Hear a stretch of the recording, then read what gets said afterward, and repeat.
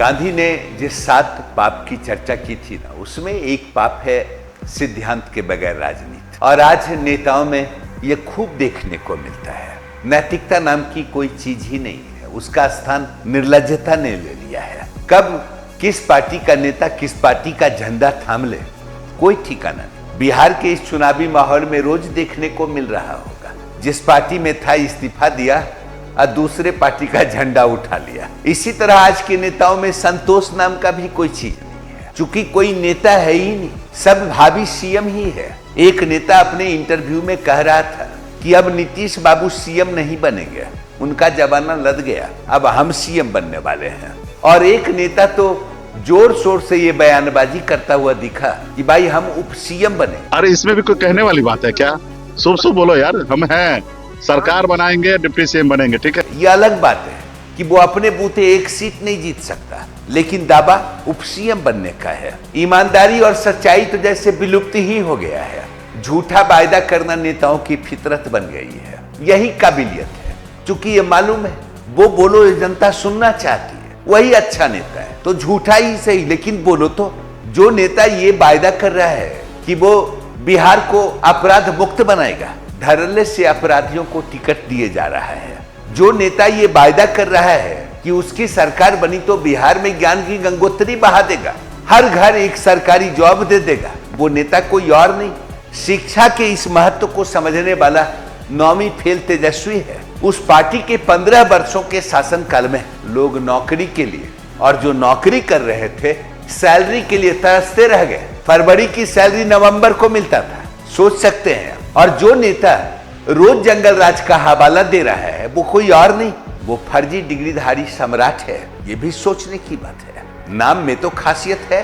जो नेता भ्रष्टाचार मुक्त बिहार बनाने का वायदा कर रहा है वो एक घोटाले का सजा याफ्ता है और दूसरे की तैयारी कर रहा है।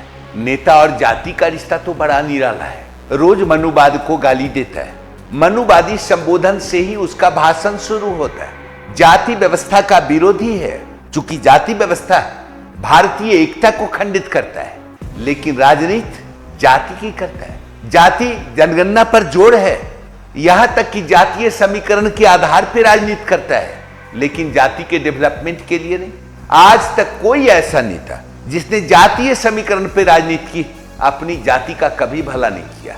हाँ, उसका भला होता रहा, जाति का इस्तेमाल करता रहा, ये देखने को मिलता है। इसी प्रकार नेता और धर्म दोनों तो लंगोटिया यार है, इसके बगैर तो राजनीति ही संभव नहीं है। इसीलिए आप देखते होंगे अक्सर या तो इस्लाम खतरे में पड़ जाता है या सनातन खतरे में पड़ जाता है। इन दोनों का आज तक उद्धार ही नहीं हुआ, सिर्फ नेताओं का उद्धार होता है। इसीलिए मैं कहता हूं कि हम बिहार के आवाम हैं, जनता है, हम किसी का कैडर नहीं। जो काम करेगा उसे वोट देंगे, जो काम नहीं करेगा उसका शकल भी नहीं देखेंगे। ऐसे कई नेता मिलते होंगे जो अभी चुनावी दौर में कास्ट के नाम पे आपसे मिलने आएंगे। कई ऐसे नेता होंगे जो प्रलोभन भी दे रहे होंगे। ऐसे नेता को तो कभी गलती से भी वोट नहीं देना चाहिए।